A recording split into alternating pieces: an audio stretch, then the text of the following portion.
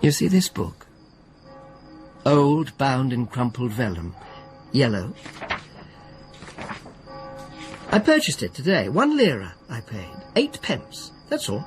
For a quarto size of pure, crude fact secreted from man's life when hearts beat hard and brains high-blooded ticked 2 centuries since. I was in the Piazza San Lorenzo. The square was crammed with booths, buzzing and blaze, noontide and market time. As if guided by Providence, as if a hand propelled me, I made my way across the square to a stall by the steps. And I started to search through the various odds and ends and curios, chipped picture frames and mirror sconces, chalk drawings, books. The life, miracles and death of St. Somebody this, and St. Somebody that.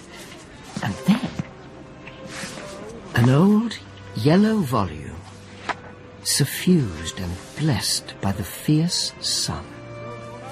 On the title page were the handwritten words, Romana Homicidiorum, a Roman murder case. The book, I quickly discerned, was a collection of legal papers, depositions, written statements for the defence and the prosecution to be presented to the judge and relating to a crime that was committed in Rome on Thursday the 2nd of January, 1698. Now, here's your father, and you must dry your tears. Yes, forgive me. Pietro? Oh, yeah, coming. Oh, heavens, it's treacherous out there. I wondered if I'd get back alive. Dearest father. So, Pompilia, Violante, I've made a tour of the churches and I have seen some splendid things. Oh, let me put a log on the fire. In San Giovanni, which was the best church of all. Oh, who can that be? I'll go. You stay and get warm. In San Giovanni, they had a shepherd who was half the size of life, and his sheep were as big as cats. Well? Open up! Who is it? A friend of Caponsacchi, the priest. He's known, I believe, to your daughter. Oh, yes, he is. Pompilia! There's a friend here of the priest. I've brought a letter from him. Open the door, if you please. Nice thanks. You! An acquaintance of the priest, if not quite a friend. Please, I beg you! Yes, but to what purpose? Oh, God! Still read I on from written title page to written index, on through street and street, till by the time I stood at home again in Casa Guidi by Felice Church, I had read it all. I knew the whole truth. The truth, that is, as it was variously presented. And now I stand on the narrow terrace and look out over the roof of the church to the Roman road, then on again in my mind's eye to Arezzo, where many of the events in the case occurred, to the palace there, home to a certain nobleman and his young wife. Then Romeward, until I find the wayside inn by Castel Nuovo's few mean hut-like homes, where they three, for the first time and the last, husband and wife and priest, met face to face. Finally, to Rome itself, and the church of San Lorenzo in Lucina. Here, by the altar, 2 bodies were laid out for the populace to stare at. And among the crowd... You mind yourself. Oh. And mind my toes. So sorry. Had a good view yet? No. No, it's not for the squeamish. Is it not? Well, they've been cut about quite thoroughly. The old man stabbed all over. Good Lord. And the woman, her face. God, if you knew her. Ooh. Did you? No. Oh, she'd be unrecognisable. They laid both bodies in the church this morn, the first thing, on the chancel 2 steps up, behind the little marble balustrade. Can you see her now? Actually, I'd rather there. not... Oh. God. Mutilated. Yes. For honour's sake. Honour? Honoris causa, that's the term. To avenge oneself, it's not enough to kill. One must disfigure, too. It's only right. You think so, Well, do of you? course. The old woman gave the very first offence and therefore gets the conspicuous punishment. The first offence? That's right. Well, you've heard about it, surely. No, I'm not from Rome. Her name was Violante. His name was Pietro. Pietro and Violante Comparini. The parents, so called. This Pietro, this Violante, live their life at Rome in the easy way that's far from worst. Spend their own oil in feeding their own lamp, that their own faces may grow bright thereby. They reach 50 and over, and having indulged themselves, find that the lamp, as it were, is beginning to burn out. Pietro is in debt. And now that dark begins to creep on day, creditors grow uneasy, talk aside, take counsel, then importune all at once. And in this financial crisis, Violante sees that something must be done. She ponders the nature of the trust fund, which was set up by Pietro's father, and which offers a sizable inheritance to the firstborn child of the couple. But, alas, there is no child, as yet. One evening, Violante leaves the house, walks past the church, Dives down a little lane to the left, is lost in a labyrinth of dwellings best unnamed. Signora. Signora. The Signora lies naked in a darkened room. One of those women that abound in Rome, whose needs oblige them eke out one poor trade by another one. Violante has seen this woman before, has noticed her propitious swelling shape, has tracked her to her home. And now has come to tempt her, and propose a bargain far more shameful than the first, which trafficked her virginity away. Well, what do you say? When the time comes, I'll return, yes? And I'll bring the money, and you'll not breathe a word.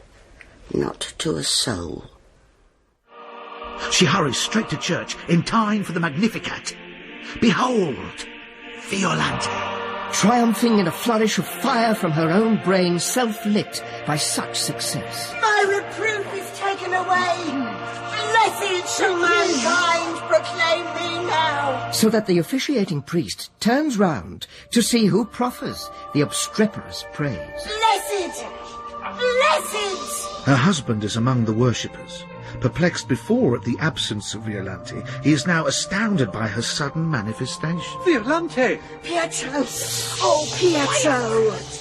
Wonderful news. Our works of charity have brought their reward. I am expecting a child. Good God! He is good indeed. He is merciful. You're expecting a child? Yes, Pietro, yes, after all these years. Oh, it's a miracle! A miracle! How old was the woman? Oh, long past 50. Her husband was a credulous fool. He believed in God. He believed, therefore, that his prayers had been answered. Well, of course. And any doubts he had would be happily suspended, provided he acquired a child and could get his hands on the inheritance. The child was born? Yes. A girl, was it not? Oh, you know that much. She was handed to Violante, who proudly displayed her to Pietro. And she was brought to this very church to be baptised, and was named... Pompilia! Yes, I saw her this morning. What, you saw her? God be praised, she still lives. I had assumed as much, else she'd be lying by the altar with the parents. She's at the hospital, I suppose? That's right. I went there to visit an elderly aunt. So beautiful she looked. The aunt? Pompilia. So peaceful. Saint-like. Saint-like? She was in the neighbouring room, and I stood at the door, and there was such a sort of holy stillness there. An aura. And I was told that when she had received the knife wounds... She played dead, the cunning girl. No, she offered up a prayer. Asked the Holy Mother for time in which to receive absolution, and she was granted her prayer. She lives and even smiles, and sometimes, I understand, she feels strong enough to speak. And she utters words in praise of a brave young man who was her friend. Ah, yes. Delicately put. Are you married, sir? No. No, I thought not. If ever you are, you'll learn about such friends. There's one that lurks round my house with his lute and song. I've little doubt as to what's brought him there, what I'd like to do with him. But to return to the saintly Pompilia. You know a story, do you? You know about Count Guido Franceschini of Arezzo? Well, I have it all. in the fullest, most unsavoury detail. I'm a friend of Paolo Franceschini. Paolo? The priest, brother of the Count. Brother, it is finished. Forgive me, what is? My employment, if such it was, with that purple popinjay you found for me. Ah, the Cardinal. You've left him. Yes, Paolo. That is, he's dispensed with your services. I abased myself, I grovelled before him, kissed the feet of a man whose father cleaned our father's shoes, and in return, nothing. I enslaved myself for nothing. I suppose I shall have to return to Arezzo. Unless, perhaps you have sufficient funds to keep me in Rome? No. Back home, then. See what remains of that dilapidated palace. Count Guido Franceschini, the Aretine, descended of an ancient house, though poor, a beak-nosed, bushy-bearded, black-haired lord, lean, pallid, low of stature, yet robust, 50 years old. You see, I've thought about the army, but it's hardly suitable for an eldest son. What if I were to get killed? So, a profession in a quieter vein? Yes. Not the church, though. What with you and that fat cousin Conti, the family has priests enough. And besides, I'll not pretend at celibacy. Fatherhood, after all, should be my duty, should it not? There must be Franceschini till the end of time. You've managed your own career pretty well. You no advice at all to benefit mine? Well, if fatherhood, as you say, is your duty, why not make it your vocation? Why not marry? Yes, why not? Who? Someone with money. Of course, Paolo, but who? Placing innocent trust in his younger brother, Guido accompanies him to a wig seller, a woman who, for a reason we didn't pursue, was well known to Paolo. She was, the priest affirmed, a storehouse of local knowledge, an oracle, and so it proved. The question was posed, and out came the answer. Pompilia Comparini, whose father possessed money but little wisdom, and whose mother, though more shrewd, would be easily dazzled by the prospect of reflected glory from her daughter's change of name. I'll go straight away. Talk to this feather-brained father. No. No? It's the mother you should be dealing with. She rules the household.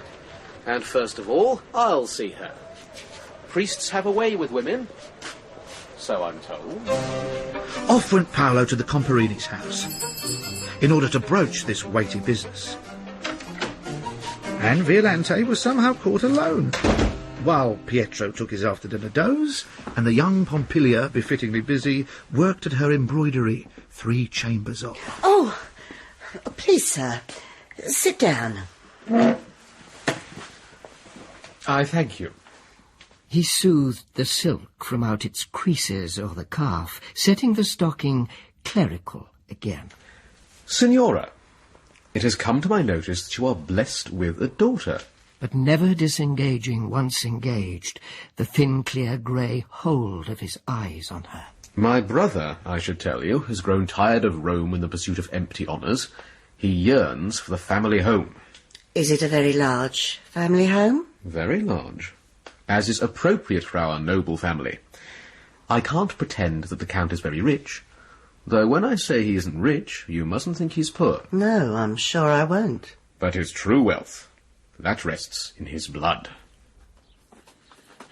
Can we rely on the sum she's offered you? Oh, the account books are all brought out. Did you see the daughter, too? I did. Was she pleasing to the eye? She was to mine. Young? Yes. How young? 12. 12? She could be mistaken for my grandchild. Hardly. You must be a father first.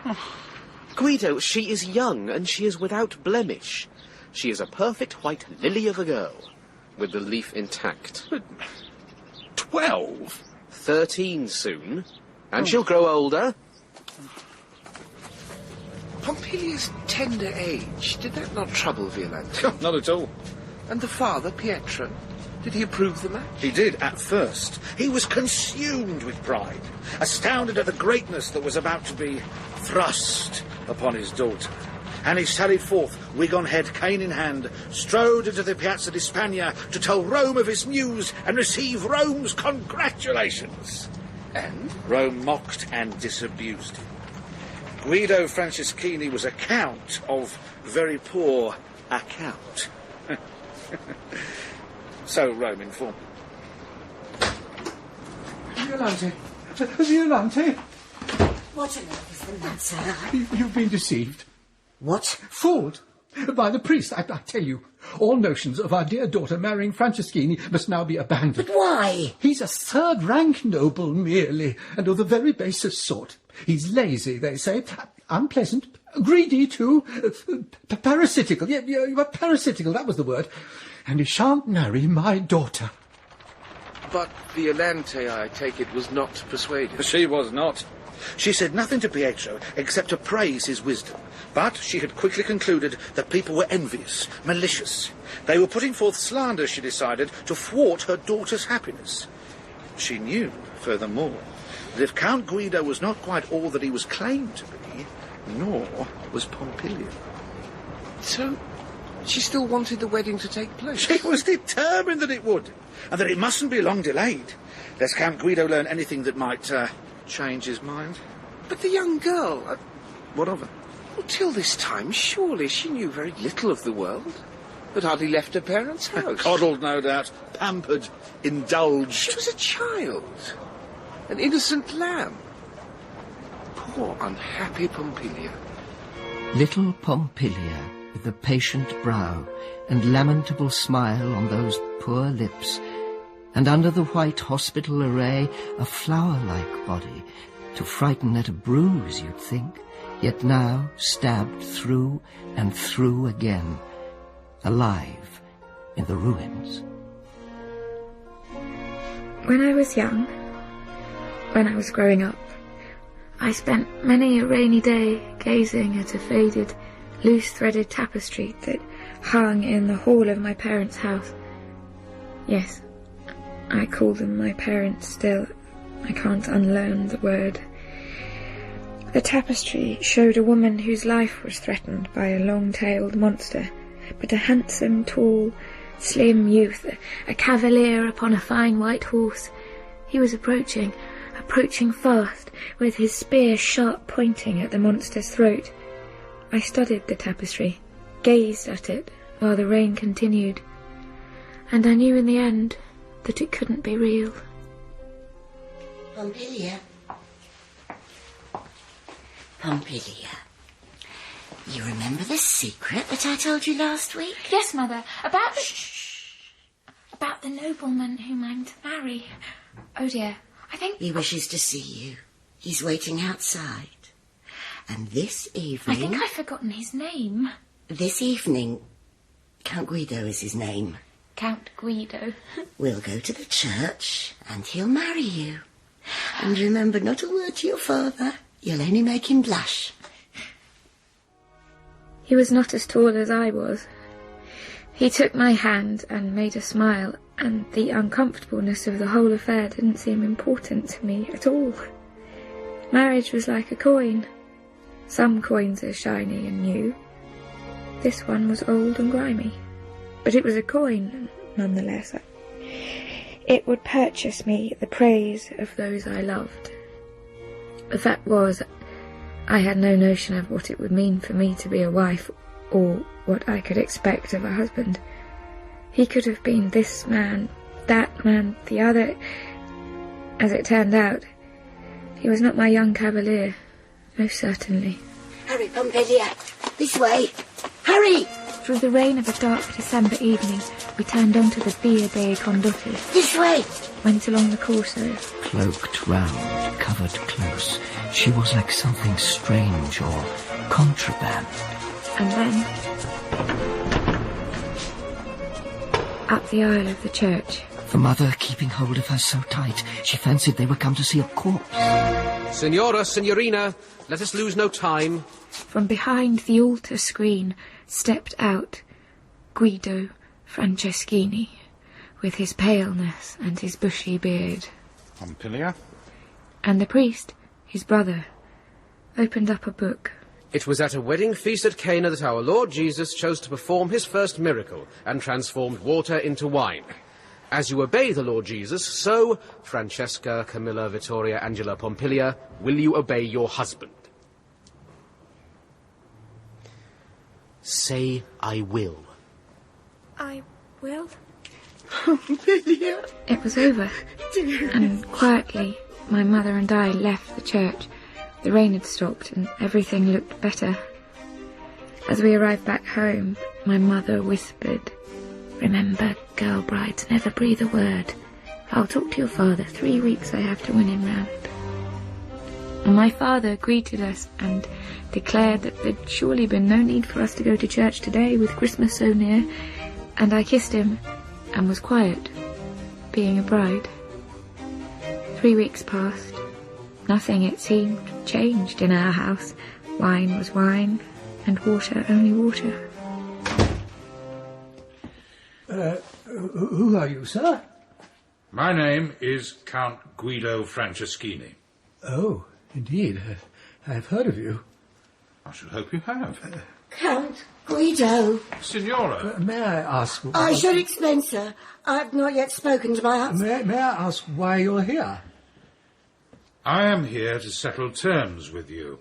Terms? Pietro. And once that's done, I'll take your daughter, my wife, back to Arezzo. Your wife? Pietro, please. Oh, God, oh, God. Don't be angry. Don't be upset. Foolish, foolish woman, you've destroyed us all. No, don't say so. You've ruined us, murdered us. Oh. Destroyed, ruined, murdered, use whatever term you prefer. The fact is, sir, I am married to your daughter, and what's done shall not be undone. Violante sobbed the sobs and prayed the prayers and said the serpent tempted, so she fell, till Pietro had to clear his brow apace and make the best of matters. Well? Well, dear kinsman. No, you must let me call you such. Dear kinsman, you are the eldest and wisest of the family. Engage your sagacity, therefore, so that in our dealings I am pleasantly disposed towards my young bride, and not embittered. Ah, and here she is. Forgive me. Pompilia. What's happened? There is nothing to forgive. We are all agreed on that. Go back to your room, Pompilia. Good sir, she answers to me now. I see. And the poor creature must stand and listen, eh?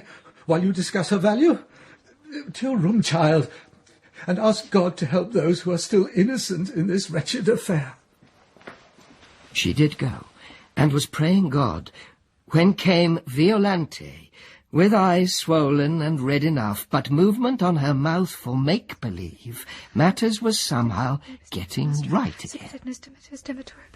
Dearest Pompilia, sweet daughter, you're too young to understand. Yes. Your father didn't understand either, not at first. My one wish has been to do the best for us, all three of us. Yes. And if that meant that you and I acted without your father's knowledge, we mustn't suppose we're deserving of blame.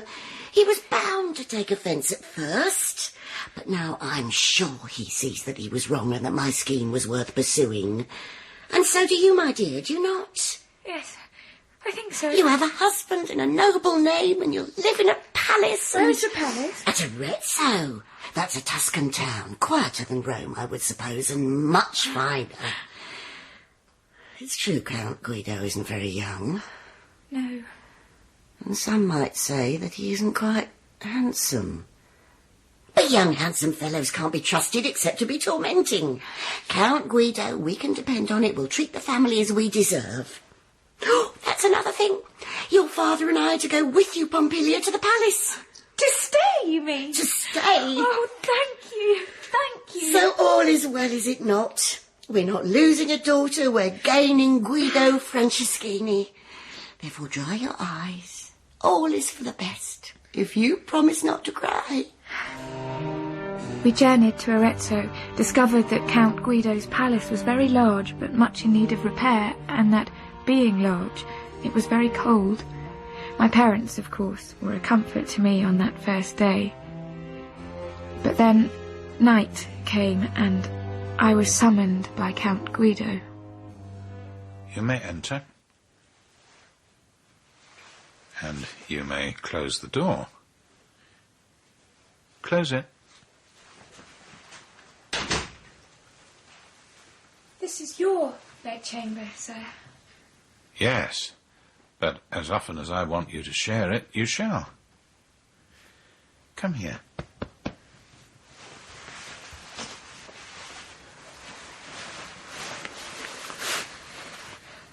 You're very young.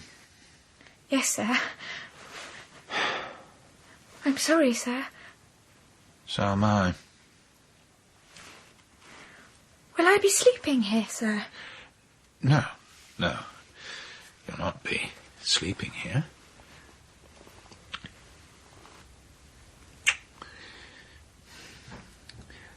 I wish you weren't young.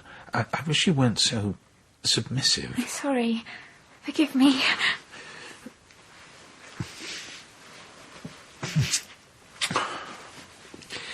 You're as meek as a lamb.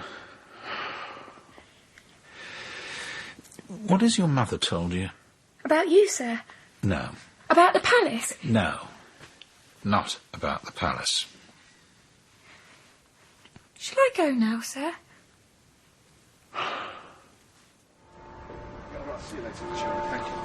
What was that fellow saying? There's news from the prison. An order's been given for Count Guido to be tortured. Tortured? To make him confess. With the method used. I think I know. We'll strip him and fasten him to a bench with his arms stretched out. Barbaric. Effective with those of lower rank. To employ torture upon a man such as Count Guido. It's appalling. It's abomination. Indeed, his imprisonment itself violates all principle.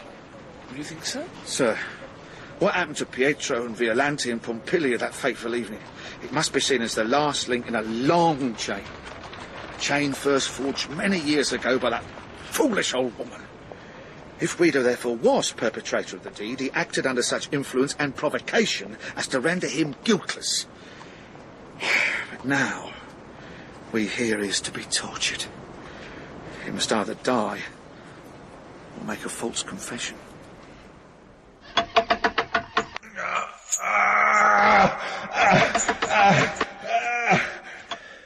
My lord. Count Guido. My lord, please. I'm informed that you wish to speak about the crime. I indicated as much some while ago. You were not over hasty in coming here. Let me be untied.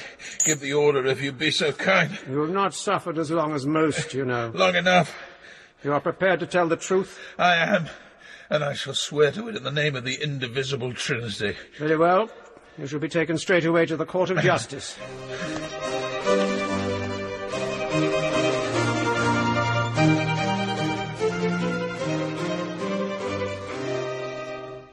Would you like to be seated?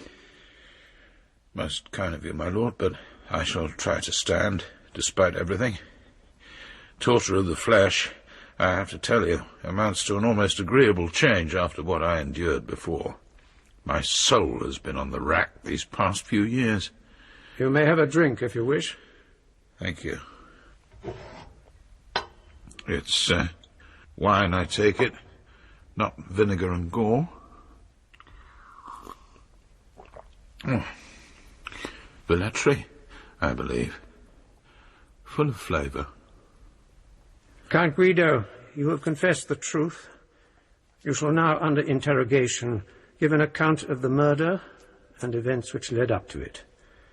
I shall hear evidence also from Giuseppe Caponsacchi, and I shall consider in addition written arguments provided by lawyers for the prosecution and the defence, and any statement, of course, which your wife, Pompilia, may be able to make. Yes, of course. Very pleasant. No more, though. On a serious charge, one must keep one's wits. I think, after all, that I will sit down. Soft-cushioned sits he, yet shifts seat, shirks touch, as with a twitchy brow and wincing lip, and cheek that changes to all kinds of white, he proffers his defence. My lord, the plain truth is this. The whole wretched business has come upon me because I carried the yoke that I was predestined, you might say, to receive. Though I am of noble stock, beyond brave blood I have inherited precious little. The Franceschini, it seems, can only give.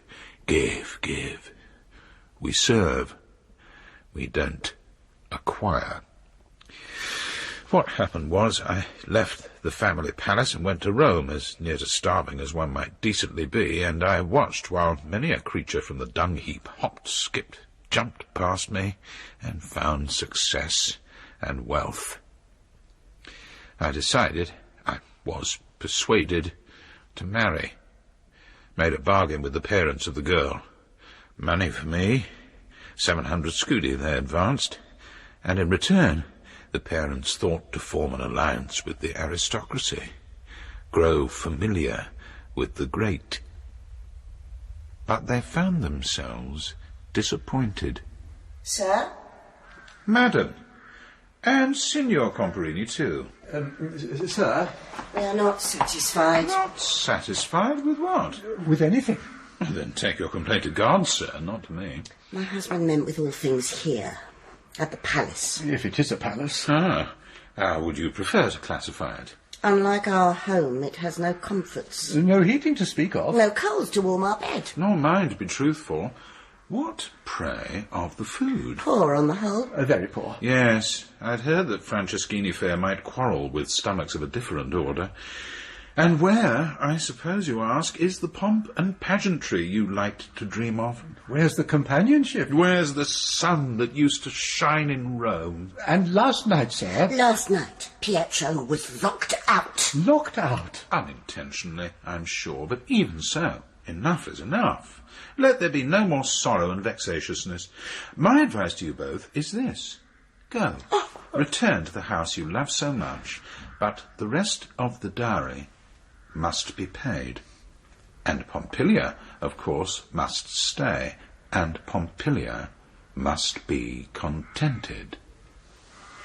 Did you order them to go back home? Order them? Heavens, no. It's true, they were unhappy here. Inordinately so. But I'm unhappy too, and that's why they would never have left me, unless you forced them out, or made threats against them. My only threat, I assure you, was that of further hospitality. But now, my dear, you are alone. Alone, that is, with me. And your husband must be your sole concern. We made a marriage pact, and the law is the law, and you are flesh of my flesh, or ought to be.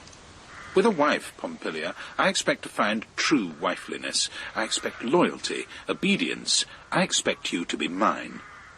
In soul, if not in body.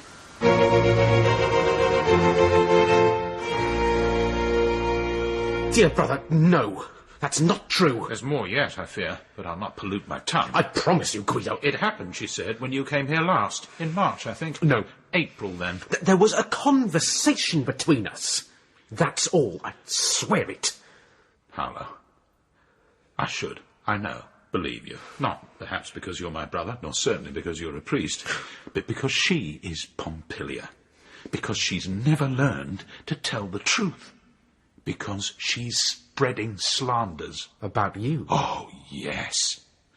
The whole town must imagine now that I've devised more cruelties than Caligula, that having ill-treated her parents, I've inflicted worse on her. And yet, you see, I have begun to suspect that deceitfulness is not Pompilia's only fault. She likes her looks, and she knows how to use them. I think she's becoming a whore. But, sir, I never leave the palace unless I'm by your side. Liar! Last week, I'm told you spoke with the Archbishop. Last week, I'm told you flung yourself at his feet. You begged, sobbed, pleaded with him to see if something could be done, and an annulment arranged, so that you might make a husband of one of your lovers. No! You informed him, did you not, that our marriage has not yet been consummated? Consummated, sir? So innocent, so deceitful. I didn't leave the palace. He came here, sir. Ah, yes. A nice distinction. And it must be even sweeter, I suppose, to play me false in my own home. Who else have you invited to your chamber? She was adulterous from the first. This is your claim? It is, my lord.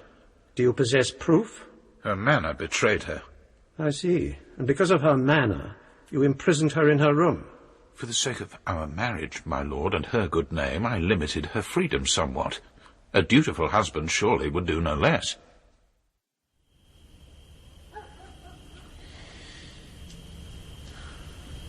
Pompilia,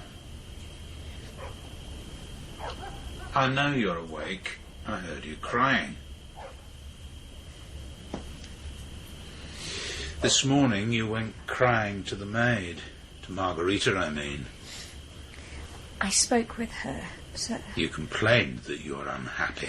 No, sir. Oh, but you are. I meant... Oh, what is the matter, my dearest? Are you pining because some soft-cheeked youth can't join you in your bed? You think I'm too old, don't you? Girls must have boys, you think. Because I've lived, because my armour is a little frayed with fighting against the world, you think I'm beneath consideration, beyond all hope. Listen. Do you not suppose that if a friend's wife dropped a pretty little note at my feet to the effect that she'd risk everything, shame, death, damnation, for a mere minute of my love, or if some other friend's sister found her way into my chamber, barefooted, hair and clothing all loose, and she cried, I have fled from Duke so-and-so, the greatest man in Rome, Guido Franceschini, I am yours. Do you not think, dear Pompilia, that could search around the crumbling cobweb corners within me and find a remnant of lustful fervour? Answer me. You're nothing. You're fit for nothing. A girl, wife, harlot, untrue to her wedding vow from the very moment that she uttered it.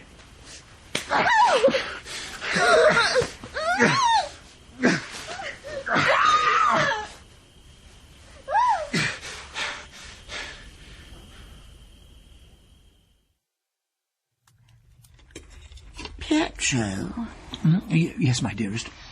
Regarding the dowry. The dowry? Yes. Well, there's a large portion still owing, I'm afraid.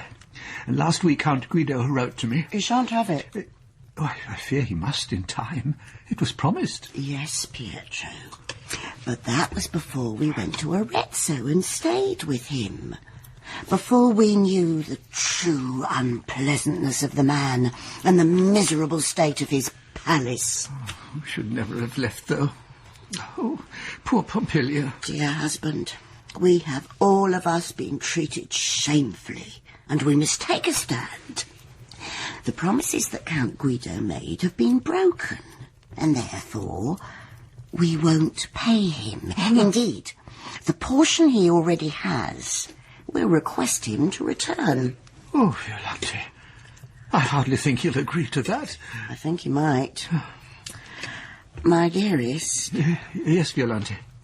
If by some means Pompilia's marriage were declared invalid. Invalid? How? If it were, then we'd be released from our obligation entirely. And since Pompilia would no longer be Guido's wife, she would come and stay with us again. Oh, yes. And we'd be just as we were, huh? We'd be happy. We'd be prosperous. Yes. Dear husband, I ask for your forgiveness. What I did all those years ago, it was for the best of reasons. What was it you did, Violante, all those years ago? Now be the ready riddance. She confessed Pompilia was a fable, not a fact, and Pietro, who 6 months before had borne word after word of such a piece of news like so much cold steel inched through his breastplate, Violante, now, at its entry, gave a leap for joy. Oh, my darling Violante. Our daughter was never ours. In truth, I think I may have entertained a doubt or two at the time.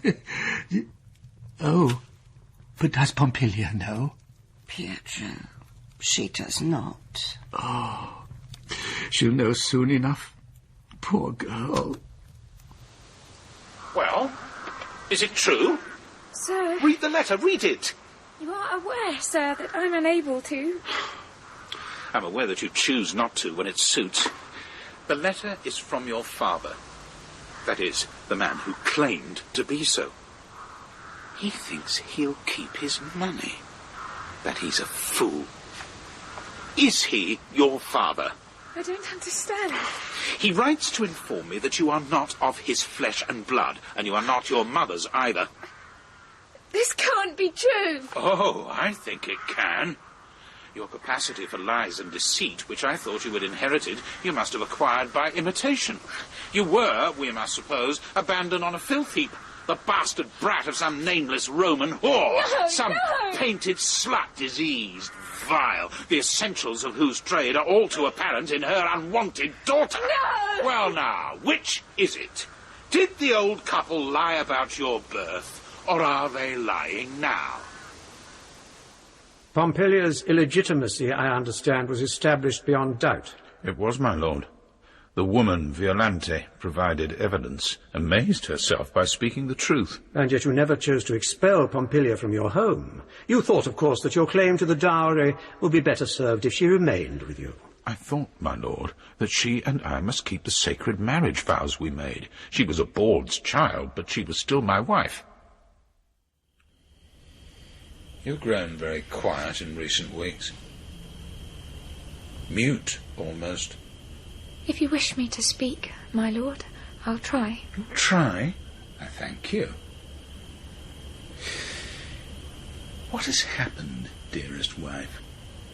Time was you managed signs of hatred and defiance. Now it's sullenness, despair. You sit up, you lie down, you gaze up at the ceiling, you lean over the windowsill. You are cold, pale, silent as stone. There's no offensiveness, no curses. What has caused this change, Pompilia? Tell me. This is your latest game, it seems, to abandon the game entirely. Pompilia now is unprotesting, subservient. Those scissors. Yes, my lord. Give them to me.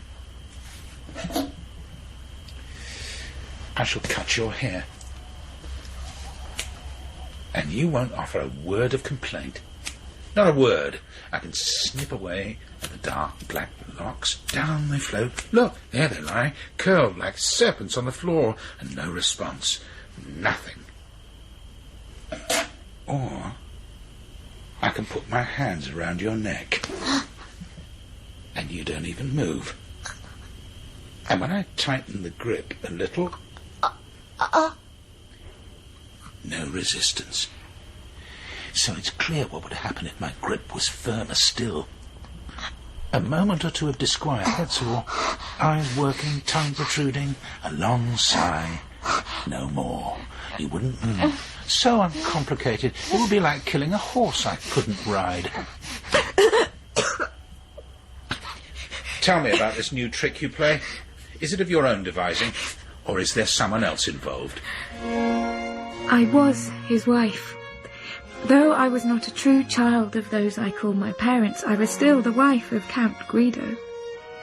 But what he demanded from me, what he took from me, he had no right to take, since our hearts were not joined and I was living a child life still. I tell you, I knew so very little at the start, had no notion of what, as a wife, I must do or what would be done to me. But I learned, and I resolved I would try to endure. All sort of torture was piled, pain on either side Pompilia's path of life, built round about and over against by fear, close, closer, and yet closer still with pain. 3 years I suffered, and all the while I hoped that somehow I might be saved.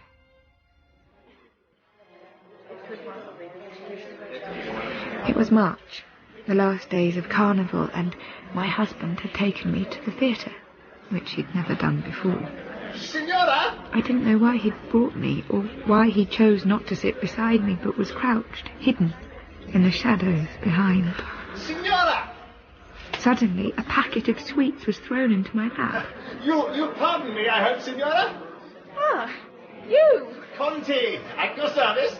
Fat, playful, amiable Conti, my husband's cousin, a priest, like the young man who stood next to him, gazing at me. I'm much amazed to see you here, alone.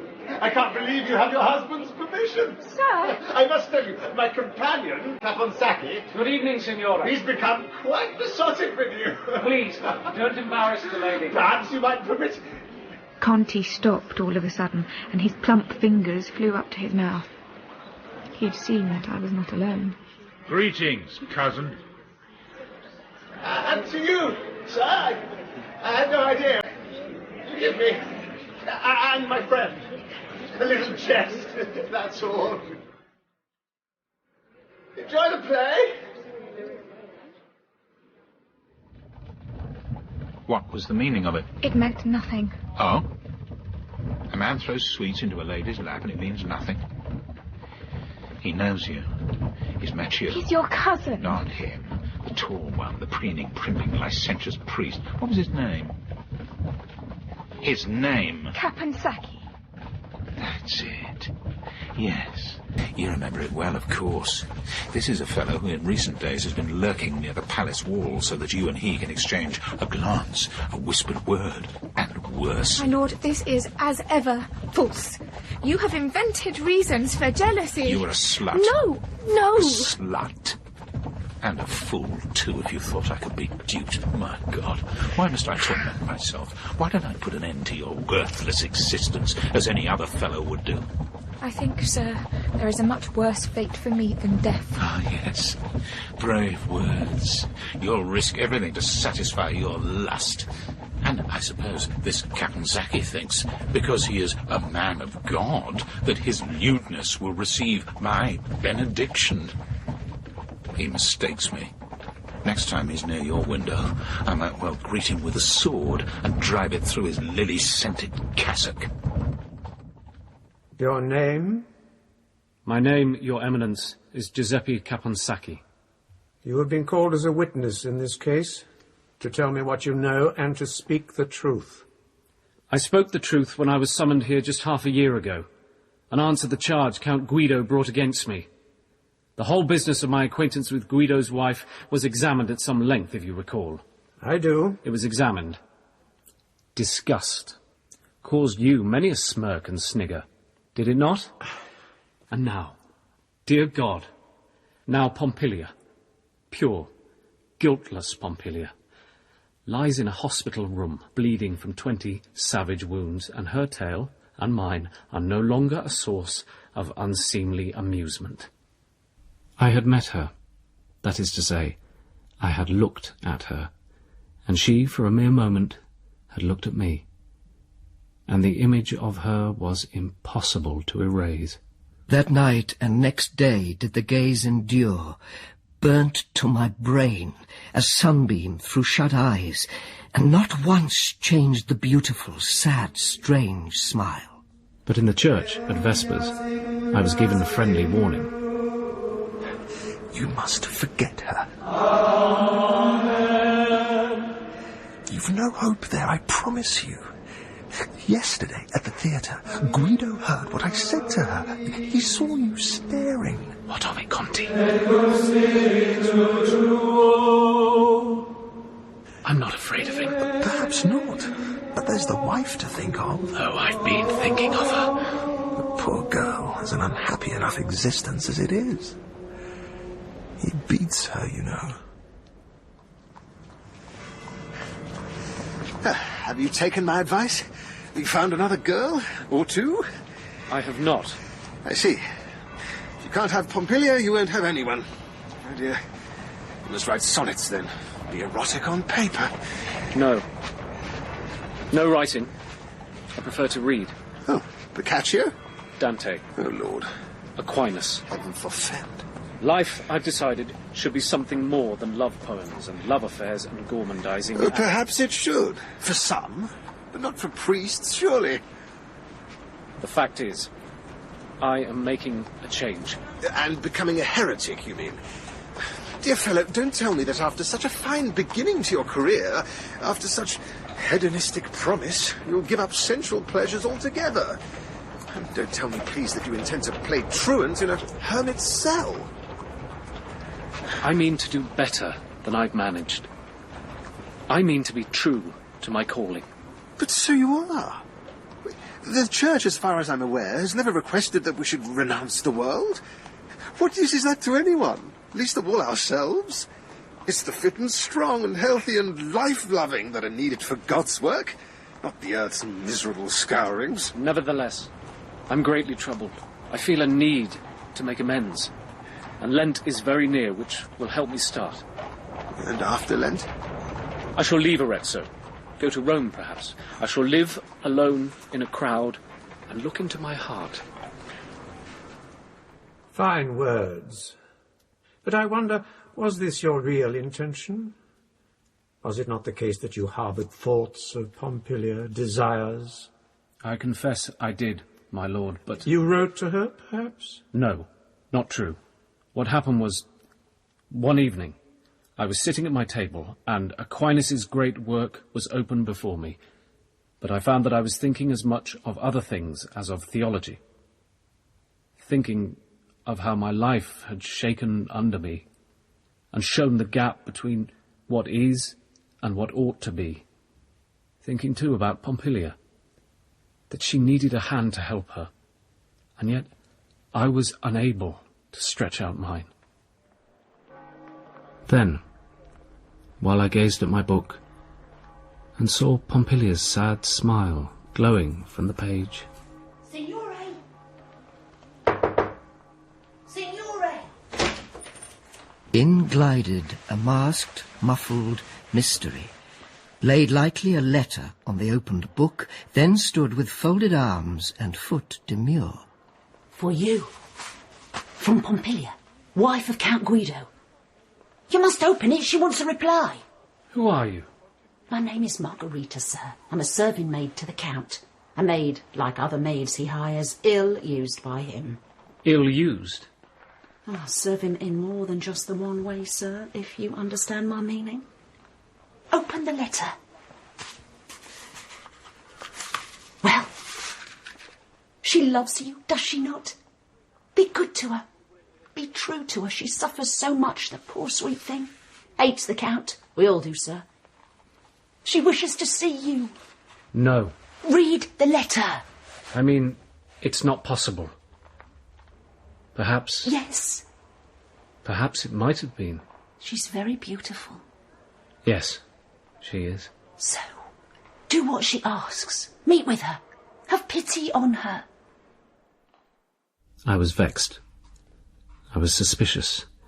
Margherita's manner, the content of the letter and the feverish, intemperate tone, the strange conduct of Guido at the theatre, all this put me on my guard. The next day, as I was walking to church... Signore! Please! What is it? She wept all night. I'm sorry for that. And now she has written to you again. Take the letter. No! No. Then I shall read it to you. You'll waste your breath. Listen. Sir, your neglect of me is very cruel. I adore you, and I beg for your mercy. Why do you not dare to come? Such virtue is hardly natural in one so young. Or is it the Baron's daughter who's won your heart? Or the advocate's wife? Or both? Is it, sir? What? No. Neither? No. I'll tell her as much. Though she'd be willing to take the crumbs that are left from the table, if you understand my... Please, no more. Oh, but there is more, sir. I blush as I write. Blush and blaze. Yet if I break all bounds of decency, I have good reason. Come to me, dear sir. I am so wretched. Oh, come to me this very evening. Enough. Enough. So you'll see her. I'll not. There's no risk of discovery, I promise you. Her husband is a fool. He's as stupid as he's jealous. I tried to be brave. Told myself each time he hurt me, it will be over soon. It will be over soon. Oh.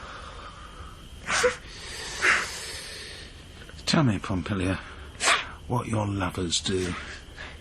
Are they silent as they enfold you in their arms, or do they whisper sweet syllables in your ear? Sir, I beg What is your you. preference? Would you like me to play at amorous games? Should I come to your door wearing a plume in my cap and a rose on my shoe, and should I have musicians hired to play beneath your window? When I draw near to you, must my hand tremble? Must my eyes be half closed? Tell me, please, so I may learn. I prayed too, of course. Prayed for relief from the pain that seemed to give him such little pleasure. Prayed that I might be rescued, that somehow, with someone's help, I might escape the palace, flee from my husband. Oh, how earnestly I prayed, for I knew that if I were to gain my freedom, I must gain it soon.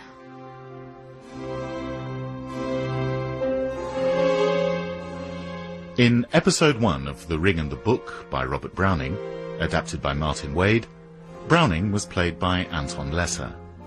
Guido Franceschini was Roger Allam, and Pompilia, Loo Brealey. Caponsacchi was played by Dominic Rowan, and the judge by John Rowe. The first Roman was Stephen Critchlow, and Paolo Franceschini was played by Dan Starkey. Pietro Comparini was Andrew Sachs, and Violante Comparini, Francis Jeater. Conti was played by Chris Pavlo, and Margherita by Joan Walker. The second Roman was Ben Crowe. The Ring and the Book was produced by Abigail Fleming and Tracy Neal.